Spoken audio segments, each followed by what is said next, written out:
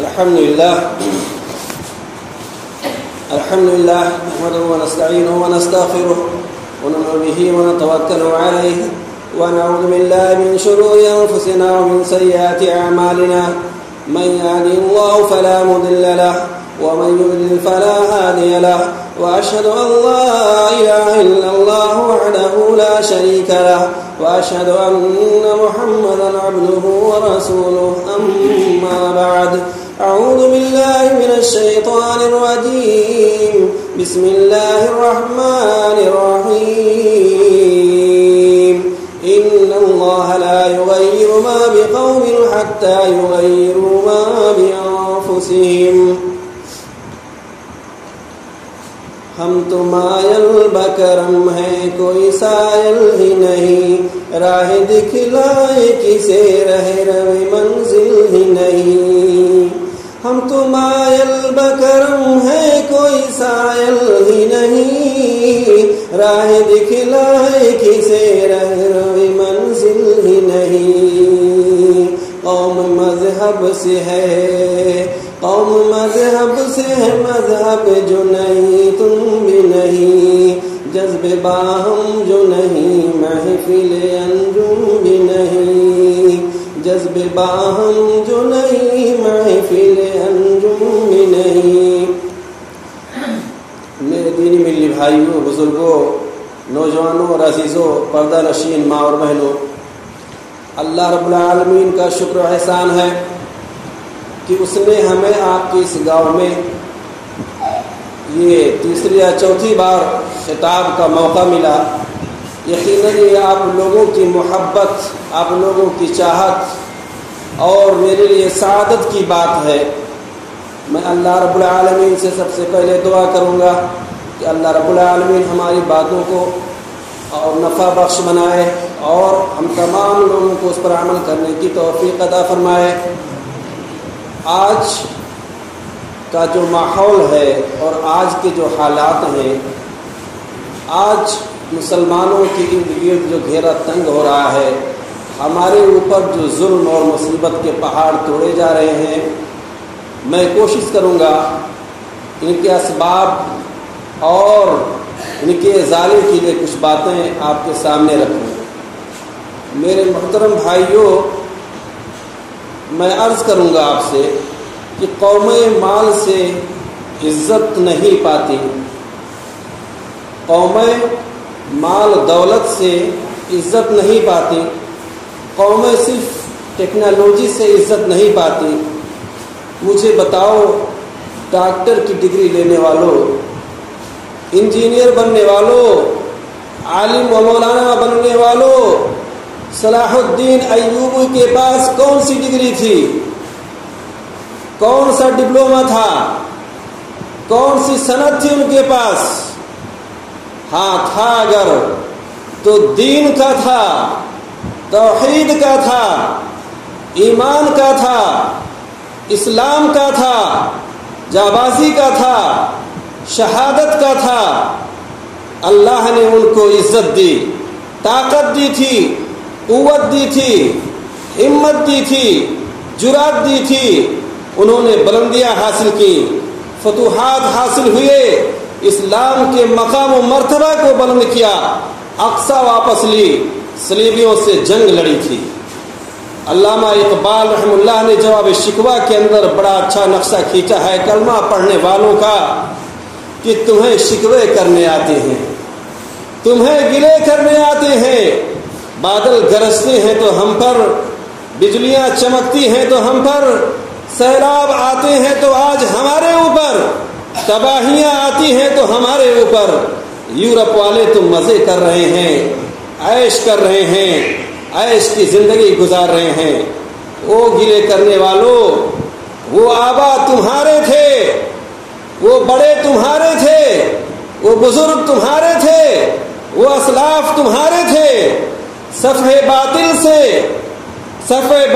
سے صفحے ہستی سے باطل کو مٹایا کس نے نو انسان کو غلامی سے چھڑایا کس نے صفحے ہستی کو باطل سے مٹایا کس نے نو انسان کو غلامی سے چھڑایا کس نے میرے کعبے کو جمیلوں سے بسایا کس نے؟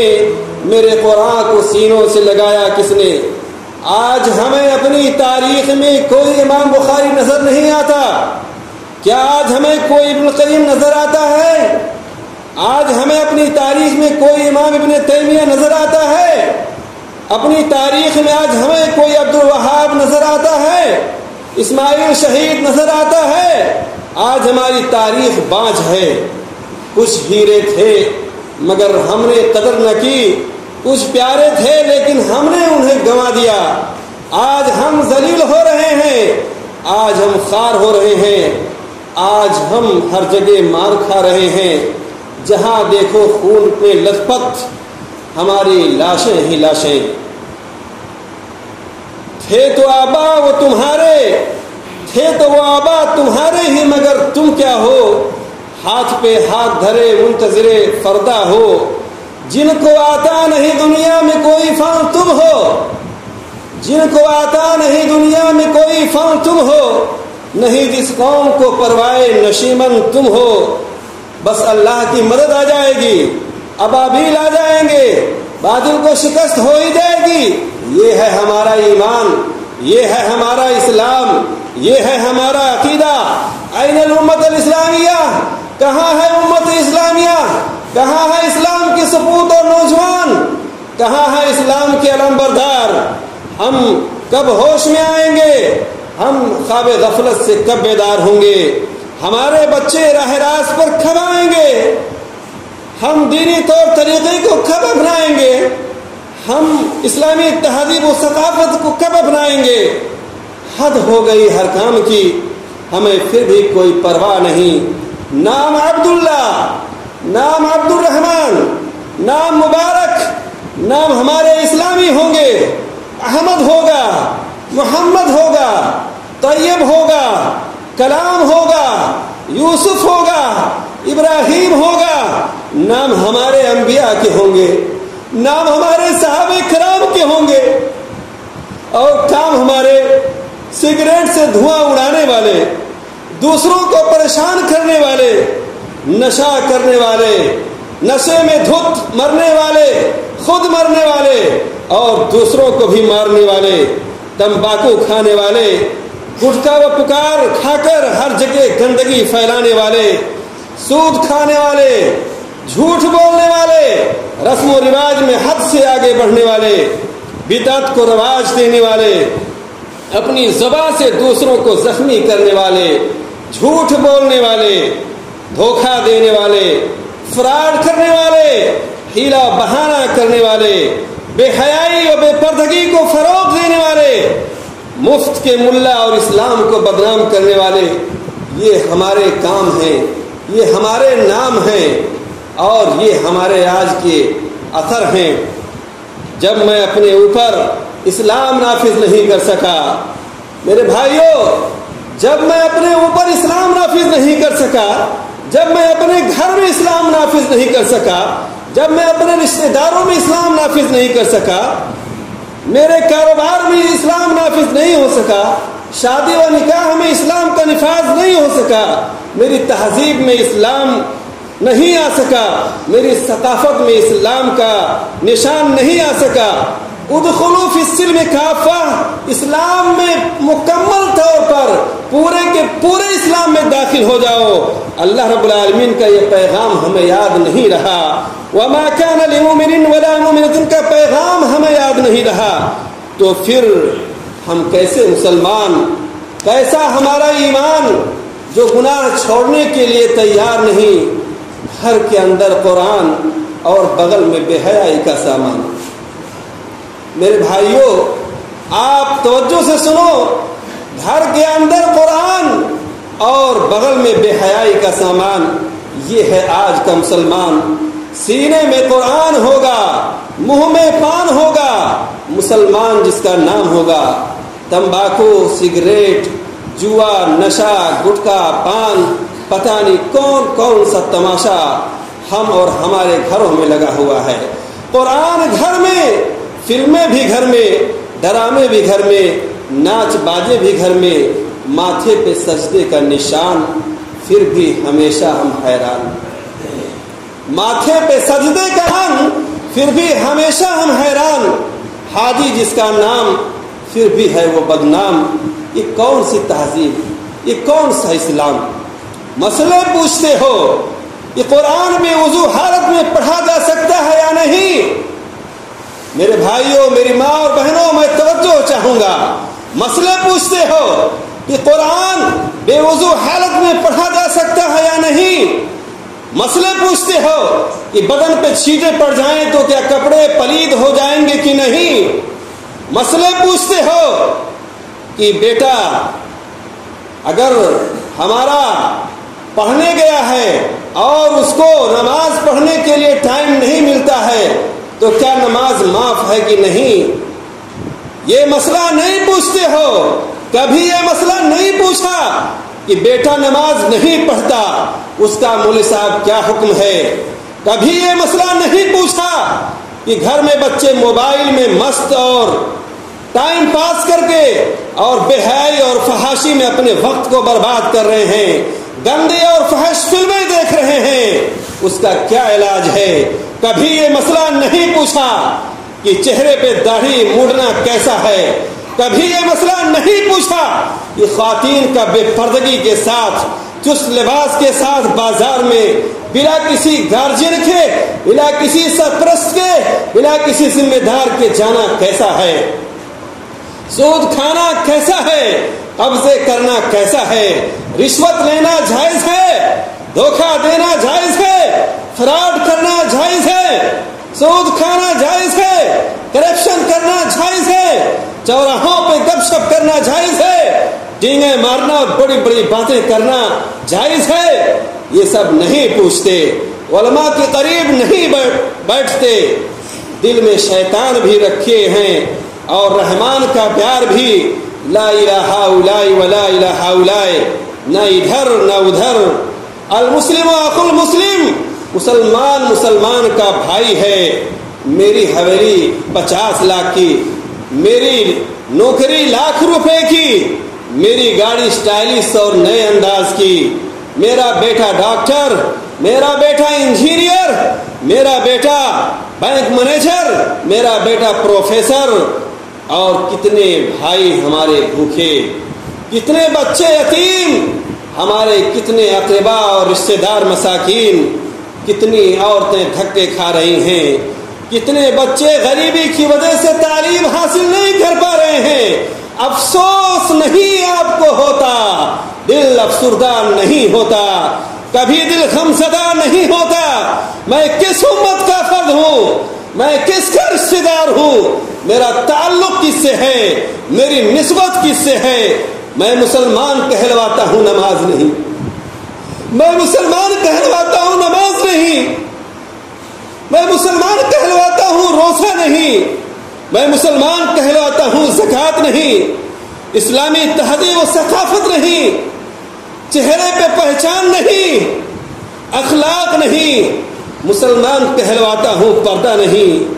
تعجب نہیں ہوتا، حسن کے بازار کھلے ہیں، ہماری مائیں اور بہنیں جس میں چاند اور تارے بنے ہوئے ہیں، نئے نئے فیشن، نئے نئے لک اور انداز، وہ جھلمل حجاب، وہ چمکتے نقاب جس سے شیطان بھی چمٹ جائے اور پیچھے پڑ جائے۔ آج کون کس کا ہے، کسے فکر ہے، کس کو غم ہے؟ ہم تو سوئی ہوئی قوم، ہم غفلت میں پڑے لوگ، نہ جانے کب ہوش آئے، نہ جانے کب احساس جاگے۔ کیا کرونا وائرس بھی ہمیں ڈرا پائے؟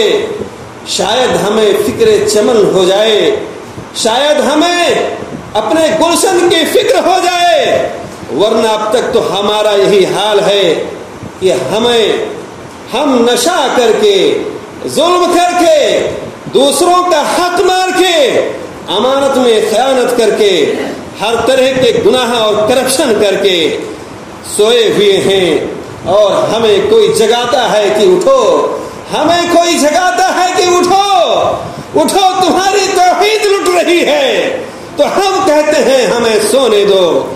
ہمیں کوئی کہتا ہے کہ اٹھو، تمہاری سنت بک رہی ہے تو ہم کروٹیں بدلتے ہیں. ہمیں کوئی کہتا ہے کہ تمہارے دین کا مذاق اڑایا جا رہا ہے, ہم کہتے ہیں کہ یار ہمیں سونے دو, ہمارے نیند کو خراب نہ کرو. ہمیں کوئی کہتا ہے کہ اٹھو اٹھو تمہارے قرآن کی توہین ہو رہی ہے, ہم کہتے ہیں کہ ہمیں سونے دو. کوئی آ کر کہتا ہے کہ اٹھو ہمارے عورتوں کی عصمتوں کو لوٹا جا رہا ہے, ہمارے بچوں کو ذبح کیا جا رہا ہے اور اسلام کو ملیا میٹ کیا جا رہا ہے, ہم کہتے ہیں کہ ہمیں سونے دو ہمیں سونے دو. ابھی نیند پوری نہیں ہوئی, ہم تو ابھی تھکے ہوئے ہیں. میرے بھائیوں, جس جگہ بھی مسلمان نماز پڑھ سکتے ہو پھر بھی نماز نہ پڑھیں, حرام کاموں سے بچ سکتے ہو پھر بھی نہ بچیں, قرآن پڑھ سکتے ہو پھر بھی نہ پڑھیں, نبی کی سنت پر عمل کر سکتے ہو پھر بھی نہ کریں. آزادی کی حالت میں, صحت و جوانی کی حالت میں جبکہ لوگ عمل کر سکتے تھے پھر بھی عمل نہیں کیا تو اللہ رب العالمین ایسے حالات پیدا کر دے گا کہ بعد میں چاہو گے بھی تو عمل نہیں کر سکو گے. اندلس کی مثال آپ کے سامنے ہے, جس ملک میں مسلمانوں نے 800 سال تک حکومت کی, اسلام کا پرچم بلند رہا, لیکن بعد میں جب وہاں خرابیاں پیدا ہوئی, وہاں بگاڑ ہوئے, وہاں برائیاں ہوئی تو ایسے حالات ان پر آ گئے کہ وہ قرآن پڑھنا چاہتے تھے تو بھی نہیں پڑھ سکتے تھے. عورتوں کی عصمت کو بچانا چاہا انہوں نے پھر بھی نہیں بچا سکے, بلکہ ان کی جان بھی باقی نہ رہی اور وہاں کے مسلمان یا تو مارے گئے یا عیسائی ہو گئے یا وہاں سے فرار ہو گئے. اس طرح 800 سال کا وہ مسلمان, وہ مسلم ملک جو اذانوں سے آباد تھا وہ کفرستان بن گیا, مسجدوں میں تالے لگ گئے اور مسجدیں مسمار کر دی گئی. یہ حالت آج ہمارے سامنے ہے, آج ہمارا وجود خطرے میں ہے. یقین مان لیجئے آج ہمارا وجود خطرے میں ہے. اور آج اگر میں یہ شعر کہوں, شور ہے ہو گئے دنیا سے مسلمان نابود, شور ہے ہو گئے دنیا سے مسلمان نابود. ہم یہ کہتے ہیں کہ تھے بھی کہیں مسلم موجود, وضع میں تم ہو نصارا تو تمدن میں ہو نود, یہ مسلمان ہیں جنہیں دیکھ کے شرمائے یہود. محترم حضرات, میری ماں اور بہنوں, جب کسی جگہ کے مسلمان اپنے دین کی ناقدری کرنے لگتے ہیں تو ایسے حالات آ سکتے ہیں. آپ نے کتنے ملکوں میں اسلام اور مسلمانوں کے خلاف ظلم و زیادتی کی انتہا کو دیکھا, لیکن کیا کوئی بچانے آیا؟ کوئی کسی کو بچانے آیا؟ کوئی ملک آیا؟ کوئی نہیں. تو آپ کیا دوسروں سے امید کرتے ہیں کہ آپ کو کوئی بچانے آئے گا؟ یہ مصیبتیں, یہ ظلم, یہ بربریت آپ کو اس سے کوئی نہیں بچا سکتا. ہاں, بچانے والا اگر کوئی ہے تو ہے وہ اللہ کی ذات. ہاں, بچانے والا ہے اگر کوئی تو وہ ہے آپ کا خالق, آپ کا مالک, آپ کا پالنہار.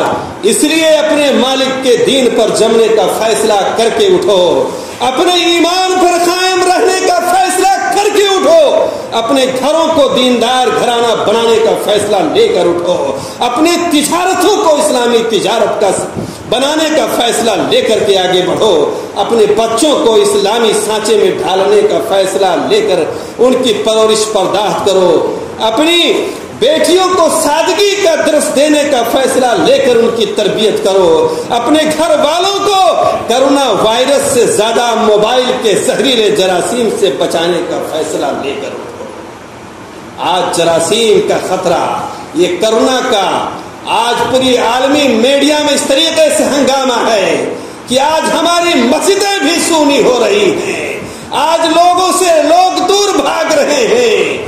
لیکن میں کہہ رہا ہوں اس سے کہیں زیادہ خطرناک, اس سے کہیں زیادہ زہریلے جراثیم ہمارے اس موبائل میں, جو ہمارے گھروں میں, ہمارے بچوں کے ہاتھوں میں ان کے دلوں کی دھڑکن بن کر کے ان کے زندگی کے ساتھی بن کر کے جراثیم، جس میں فحاشی کے جراثیم، جس میں گندگی کے جراثیم، جس میں عریانیت کے جراثیم، جس میں سارے گناہوں کے جراثیم بھرے ہوئے ہیں، ہر گھر میں وہ جراثیم موجود ہیں۔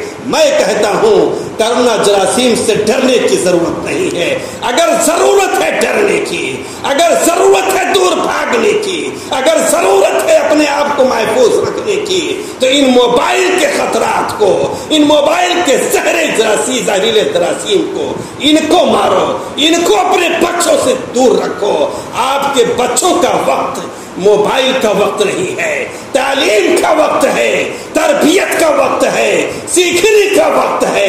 لہذا ان کو قرآن سکھاؤ، دین سکھاؤ، طب سکھاؤ، انجینئر بناؤ اور عالمی معیشت کا انہیں کھلاڑی بناؤ اور انہیں ہر فن مولا آل راؤنڈر کھلاڑی بناؤ کہ دنیا کے جس میدان میں وہ پہنچے ان کا سکہ ہو، ان کا غلبہ ہو، ان کی شوکت ہو، ان کی عظمت ہو، ان کی طاقت ہو۔ اور یہ کب ہوگا؟ یہ اس وقت ہوگا جب ہم زہریلے جراثیم کو اپنے معاشرے سے پاک کریں گے، اپنے معاشرے کو اسلامی معاشرہ بنانے کا عزم و حوصلہ لے کر اٹھیں گے، بے پردگی اور بے حیائی کا خاتمہ کریں گے، گناہوں سے اپنے آپ کو بچائیں گے اور دوسروں کو بھی بچانے کی فکر کریں گے، مسجدوں کو نمازیوں سے آباد کریں گے، اللہ اکبر کی صداؤں سے شیطان مردود کو اپنے دلوں سے، اپنے گھروں سے، اپنی مجلسوں سے اور اپنے ذہن و دماغ سے اس کو بھگائیں گے۔ لوگوں کے دلوں کو اپنے اچھے اخلاق و کردار سے اپنا بنانا سیکھیں۔ اس سماج کو ایک ایماندار ڈاکٹر، انجینئر، وکیل، عادل حکمراں اور سچے تاجر و کسان کی ضرورت ہے، اور دین کی ترویج و اشاعت، دین کی تحفظ اور بقا کے لیے علماء، فقہاء، حکماء کی ضرورت ہے۔ سارے لوگ مل کر کے اپنے علم و ہنر اور عمل سے اسلام کے گلشن اور دین کے چمن کو مہکائیں۔ انشاءاللہ دنیا ہمارے پیچھے چلنے کو نہیں بلکہ دوڑنے کو مجبور ہوگی، اور یہ دنیا کے لوگ کھچے ہوئے اسلام کی حقانیت کی طرف، اسلام کی صداقت کی طرف آئیں گے، اور ہم دنیا اور آخرت دونوں جہاں میں سرخرو ہوں گے انشاءاللہ۔ میں آپ سے عرض کرنا چاہتا ہوں کہ جس طریقے سے ہمیں کوئی چیز حاصل اور اس دنیا کے اندر اس کو پانا ہوتا ہے، مثال کے طور پر ہمیں فکر ہوتی ہے کہ ہمارا بیٹا یا ہم عالم بنے، فاضل بنے، ڈاکٹر بنے، انجینئر بنے، تو یہ راتوں رات نہیں ہوتا۔ ہمیں اس کے لیے تیاری کرنی پڑتی ہے، محنت کرنی پڑتی ہے، راتوں کو جھاگنا پڑتا ہے، اپنے گھروں کو چھوڑنا پڑتا ہے، اور رات کی نیند کو قربان کر کے کتابوں میں غوطہ لگانا پڑتا ہے۔ ایک لمبی زندگی ہوتی ہے، تب جا کر کے کہیں ہم ایک کامیاب ڈاکٹر بنتے ہیں، انجینئرنگ کی تعلیم ہم کو ملتی ہے، ہم عالم بنتے ہیں، قرآن و حدیث کا علم ہمیں حاصل ہوتا ہے۔ یہ کڑی محنت کے بعد، لمبی اور طویل جدوجہد کے بعد اور کافی پیسے خرچ کرنے کے بعد تب جا کر کے کوئی عالم، فاضل، کوئی ڈاکٹر، انجینئر، وکیل، جج، پروفیسر بنتا ہے۔ لیکن کیا آپ کو پتا ہے، آپ جانتے ہیں، سب کو پتا ہے، ہماری ماؤں کو پتا ہے، ہمیں پتا ہے، ہمارے نوجوانوں کو پتا ہے کہ یہ دنیا کیا ہے، دنیا کی حیثیت کیا ہے، دنیا کا مقام کیا ہے، ہم دنیا میں کیوں آئے، کس لیے ہم کو دنیا میں لایا گیا۔ میرے بھائیوں، میں آپ کو بتاؤں، اللہ رب العالمین کا فرمان وَمَا خَلَقْتُ الْجِنَّ وَالْإِنسَ إِلَّا لِيَعْبُدُونَ، کہ ہم نے انسوں اور جنوں کو اپنی عبادت کے لیے، اپنی بندگی کے لیے اس دنیا کے اندر بھیجا۔ یعنی ہمارے اور آپ کی اس دنیا میں آنے کا مقصد اللہ کی عبادت، اللہ کی وحدانیت اور اللہ رب العالمین کی شریعت پر عمل کرنے کا۔ لہذا جس طریقے سے ہم دنیا میں کامیاب ہونے کے لیے ساری تدابیر کرتے ہیں، میں آپ کو کہتا ہوں آپ ٹھیک ہے بالکل دنیا کی حصولیابی کے لیے، دنیا کے اندر اپنی زندگی کو شاندار بنانے کے لیے اور اپنی خوشیوں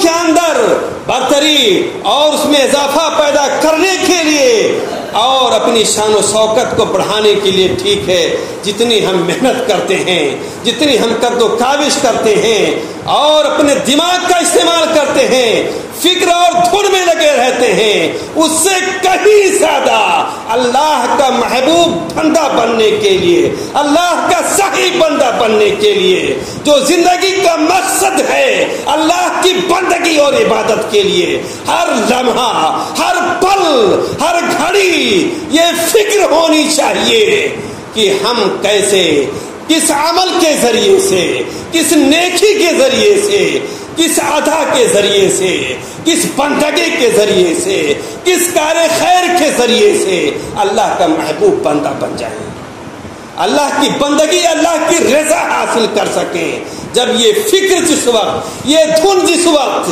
اور یہ طلب جس وقت ہمارے دلوں میں جب تک پیدا نہیں ہوگی، ہمارے دلوں میں یہ جوش جب تک پیدا نہیں ہوگا، ہمارے دلوں میں یہ جنون جب تک پیدا نہیں ہوگا، اس وقت تک ہماری نمازیں ہم کو فائدہ نہیں دے سکتی، اس وقت تک ہمیں قرآن کی تلاوت کی توفیق نہیں مل سکتی، اس وقت تک ہمیں نیکیوں کی توفیق نہیں مل سکتی۔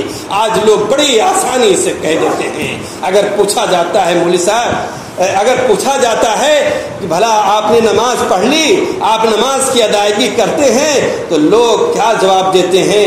مولوی صاحب نماز نہیں پڑھی تھی، جھوٹ کا بولے، جھوٹ کا بولی۔ جھوٹ بولنے کے لیے آپ ڈرتے ہیں، لیکن نماز جو جھوٹ سے، چوری سے، مکاری سے، زناکاری سے، تمام گناہ کبائر سے بڑا گناہ جھوٹ نماز کا چھوڑنا ہے، آپ اس کو گناہ ہی نہیں سمجھتے ہو۔ ارے نماز کے بارے میں اپنی بات، چونکہ وقت بھی زیادہ ہو چکا ہے، میں اپنی بات نبی اکرم صلی اللہ علیہ وسلم کی حدیث، نبی اکرم صلی اللہ علیہ وسلم، پانی تھوڑا سا نکال دو، نبی اکرم صلی اللہ علیہ وسلم کہا کرتے تھے وَجُعِلَتْ قُرَّةُ عَيْنِي فِي الصَّلَاةِ، کہ نماز میری آنکھوں کی ٹھنڈک ہے۔ نبی صلی اللہ علیہ وسلم کہا کرتے تھے ارحنا یا بلال، اے بلال اٹھو، اذان دو، نماز قائم کی جائے جس سے سکون اطمینان حاصل ہو۔ نبی اکرم صلی اللہ علیہ وسلم کو جب بھی کوئی دشوار گزار معاملہ پیش ہوتا،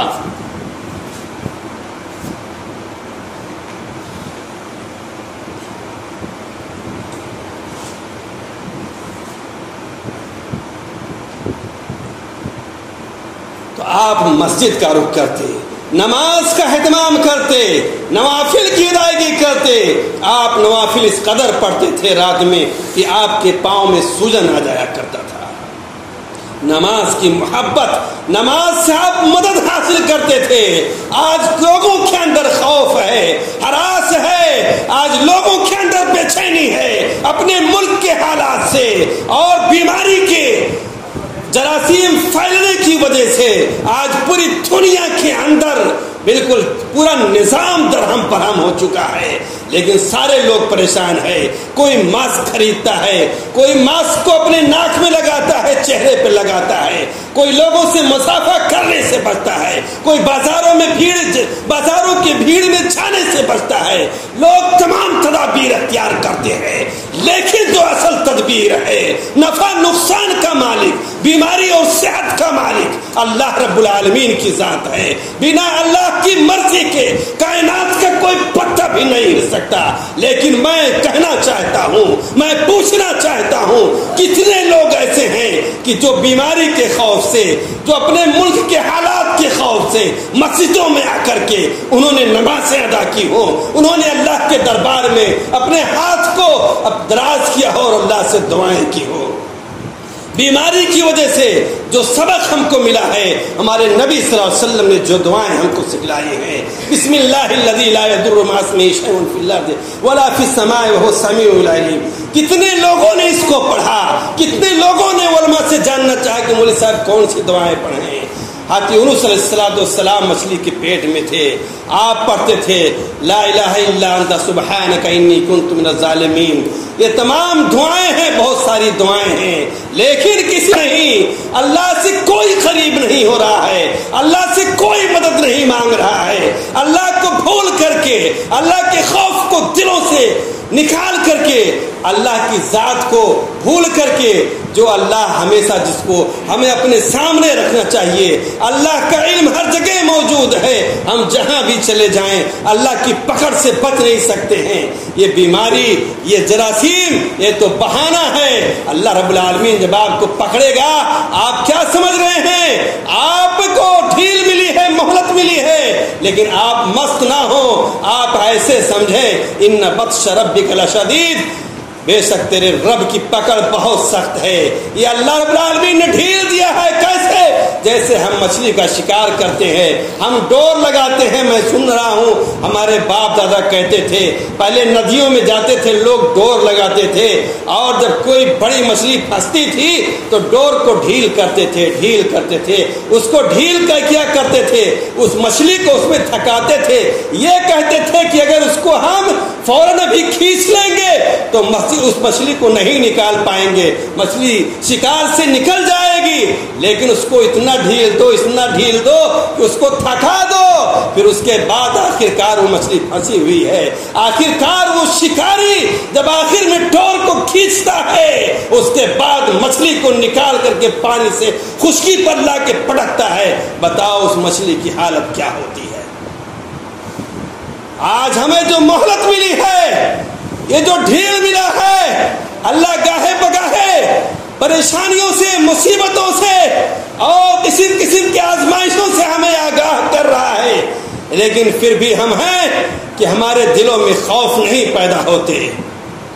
ابھی 3-4 دن پہلے کی بات ہے, جمعہ کے دن کی بات ہے, ہمارے گاؤں سے خبر آئی کہ جمعہ کے وقت میں بارش جو ہوئی, پانی کا بارش نہیں بلکہ پتھروں کی بارش.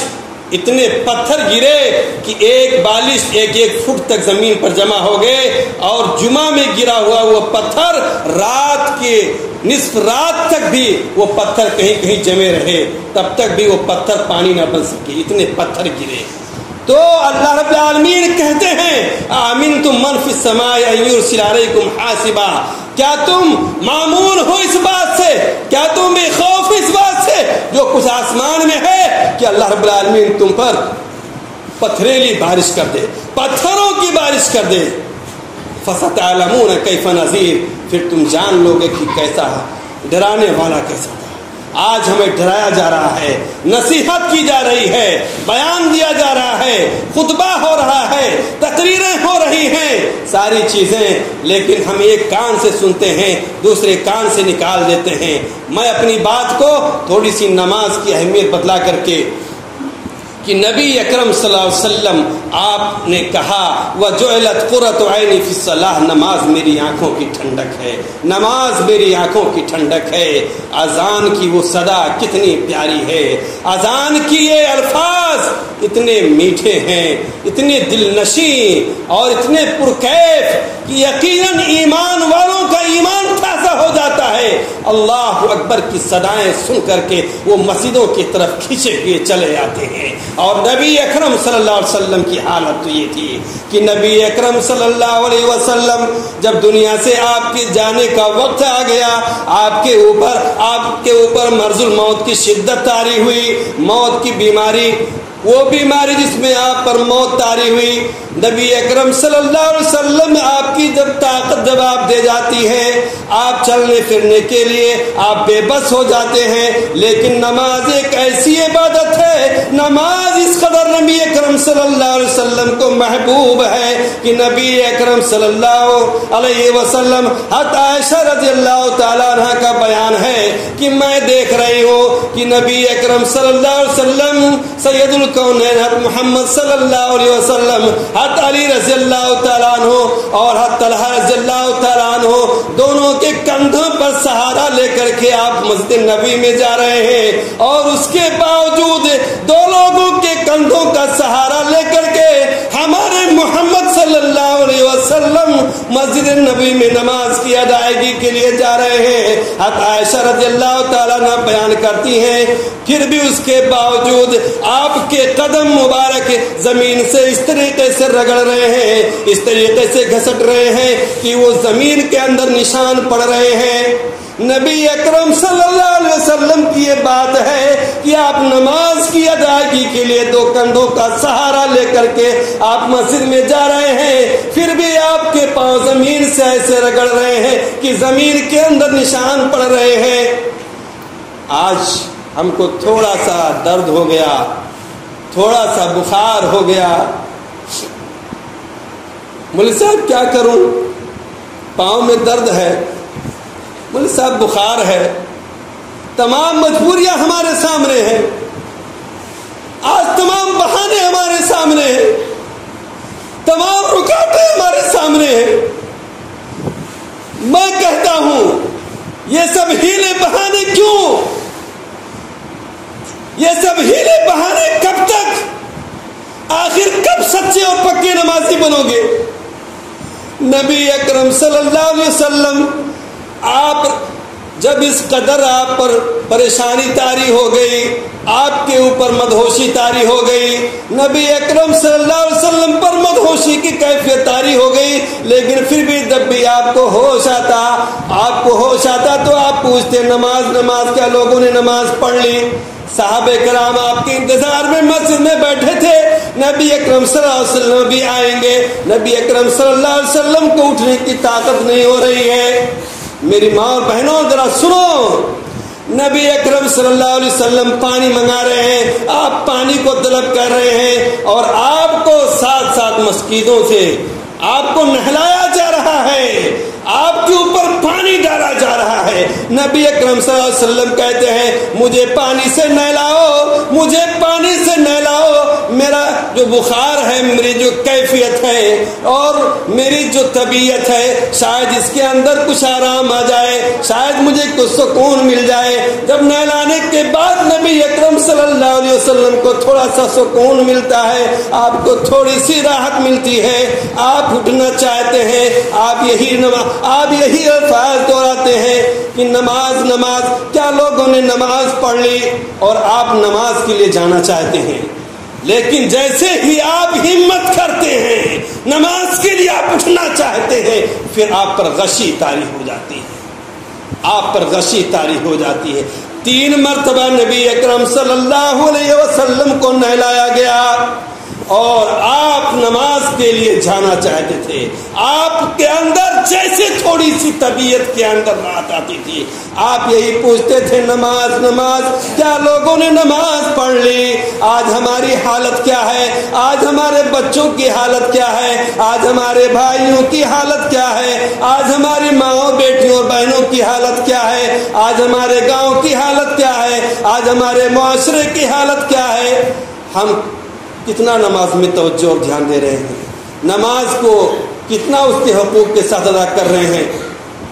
यही नहीं, हज़रत अली रज़ी अल्लाह ताला अन्हु फरमाते हैं कि नबी अकरम सल्लल्लाहु अलैहि वसल्लम इस दुनिया से जाते जाते आपकी आखिरी वसीयत और आपकी आखिरी नसीहत, जिस पर मैं अपनी बात खत्म कर दूंगा, नबी अकरम सल्लल्लाहु अलैहि वसल्लम आपकी आखिरी वसीयत, आपकी नसीहत, आप वो भी समझ लीजिए कि एक मरने वाला शख्स अगर वो कुछ बातें कहता है तो आप समझ लीजिए कितने नुक्ते की बात, कितने पॉइंट्स की बात, कितनी अहमियत वाली बात होती है। एक मरने वाला शख्स जो ये समझ रहा हो कि मेरी जिंदगी अब खत्म हो रही है, वो जो बात कहना चाहेगा वो कितनी अहम बात होगी। नबी अकरम सल्लल्लाहु अलैहि वसल्लम की आखिरी वसीयत, आखिरी नसीहत, आपके जबान से निकले हुए आखिरी अल्फाज, आप कह रहे हैं अपनी उम्मत को इस दुनिया से जाते जाते अपनी उम्मत को ये दर्स दे करके, ये नसीहत दे करके, ये वसीयत करके नबी अकरम सल्लल्लाहु अलैहि वसल्लम इस दुनिया से विदा हो रहे हैं। आप कह रहे हैं अस्सलाह अस्सलाह अस्सलाह व मा मलकत अयमानुकुम।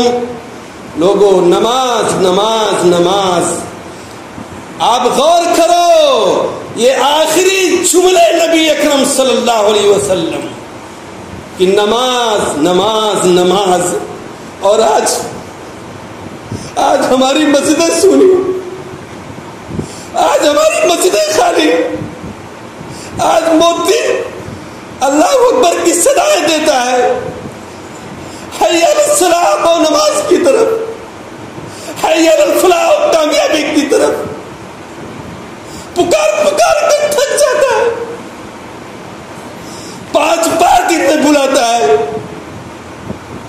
لیکن پھر بھی ہمیں توفیق نہیں ملتی۔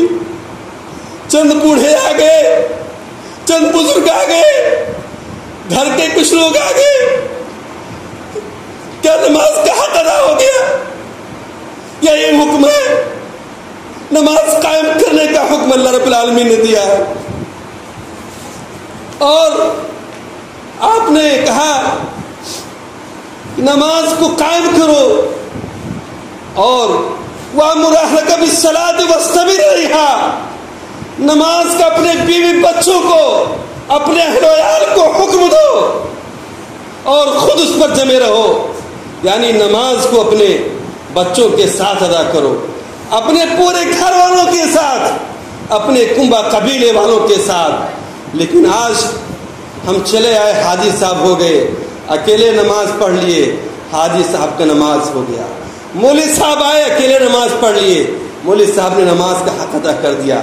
یہ ظلم ہے، یہ ناانصافی ہے، اللہ کو کیا جواب دو گے؟ آج حاجی صاحب تو نماز پڑھتے ہیں، صف اول کے نمازی ہیں، مولوی صاحب امامت کرتے ہیں، مولوی صاحب خطبہ دیتے ہیں، لیکن مولوی صاحب کا بیٹا نماز نہیں پڑھتا۔ حاجی صاحب امام کے پیچھے جن کی جگہ ہے، حاجی صاحب کا بیٹا نماز کیوں نہیں پڑھتا؟ حاجی صاحب کا داماد نماز کیوں نہیں پڑھتا؟ حاجی صاحب کا رشتہ دار نماز کیوں نہیں پڑھتا؟ اللہ رب العالمین کی آپ سے سوال ہوگا۔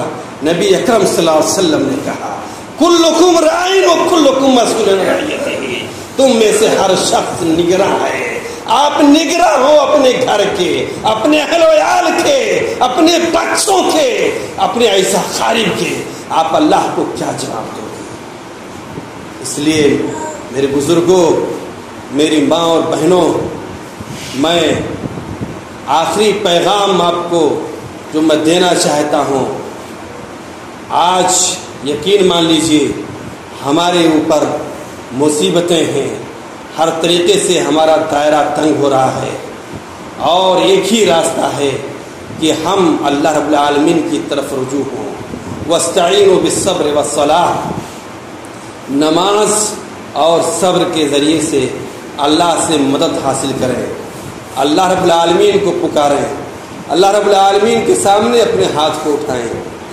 اللہ رب العالمین ہی ساری مصیبتوں کو دور کرنے والا ہے، وہی مشکل کشا ہے، اور وہی بلاؤں کو ٹالنے والا ہے، وہی بیماریوں کو ختم کرنے والا ہے۔ آپ تو جاتے ہو ڈاکٹر کے پاس، آپ تو جاتے ہو جھاڑ پھونک کرنے والوں کے پاس، اور تمہارا رب کیا کہتا ہے؟ ادعونی، مجھے پکارو، مجھے پکارو۔ اس لیے اگر آپ چاہتے ہو دنیا کے اندر عزت سے جینا، کامیابی چاہتے ہو، سربلندی چاہتے ہو، آخرت میں سرخرو ہونا چاہتے ہو، تو لوٹ آؤ اسلام کی طرف، لوٹ آؤ ایمان کی طرف، اللہ کو پکارو، اللہ سے مدد طلب کرو، اور اللہ کے اعلان کو سنو۔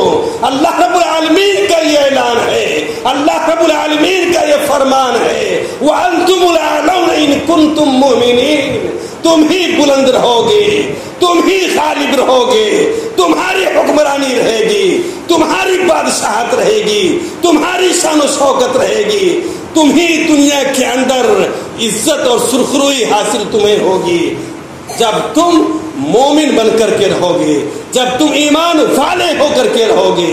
اس لیے ضرورت اس بات کی ہے کہ ہم نام کے نہیں بلکہ حقیقی ایمان ہمارے دلوں میں ہونا چاہیے، اللہ کا خوف ہمارے دلوں میں ہونا چاہیے، اللہ کے خوف سے ہمارے آنکھوں سے اشک بہنا چاہیے، ہمارے آنکھوں سے ندامت کے آنسو نکلنا چاہیے۔ ہمیں اللہ سے گریہ زاری کرنا چاہیے، اللہ سے عاجزی کرنا چاہیے۔ ہمارے پاس کچھ نہیں ہے، کچھ بھی ہو جائے ہم اللہ کے محتاج ہیں۔ یہ صحت، یہ جوانی، یہ مال، یہ دولت، یہ حویلی، یہ ساری شان و شوکت صرف ایک دھوکہ ہے، ایک شراب ہے اور کچھ نہیں۔ پل بھر میں آپ کی صحت ختم ہو سکتی ہے، آپ کی بیماری میں مبتلا ہو سکتے ہیں۔